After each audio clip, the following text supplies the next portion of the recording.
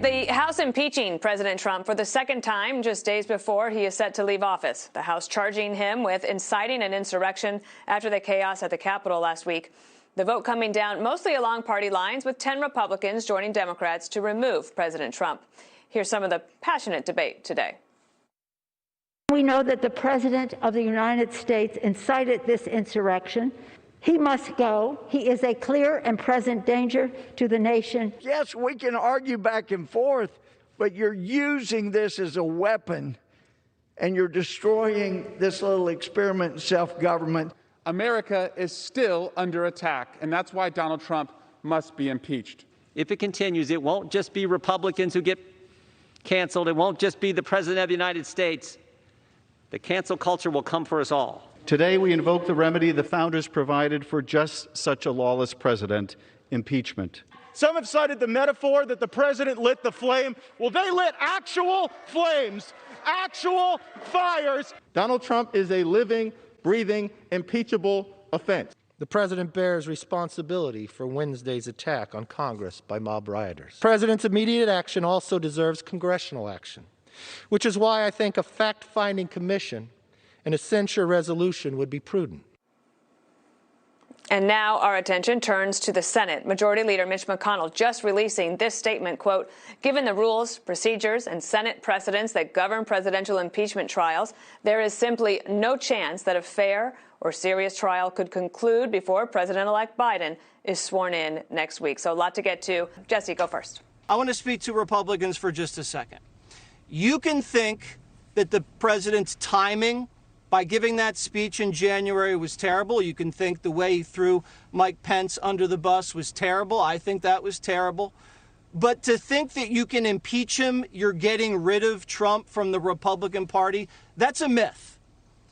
75 million Americans are still going to be there after Trump leaves in 7 days. That's more voters than anybody ever had as a Republican candidate for president. He expanded the party. He put the Rust Belt in play, and he accomplished a lot in 4 years on trade, taxes, and overseas. So as ashamed as many of us are about what happened this past week or two, the focus should be on the safety, the security, and the prosperity and the health of the American people, not political posturing and partisan payback. In the middle of all of this, Katie, we did get a statement from the president. Here's the president. In light of reports of more demonstrations, I urge that there be no violence, no lawbreaking, and no vandalism of any kind. And he goes on to say that this is not what I stand for, and it is not what America stands for. I call on all Americans to help ease tensions and calm tempers. Katie, we are also expecting possibly a video from the president, which, of course, we'll bring everybody as soon as we get it. Give you a chance to comment.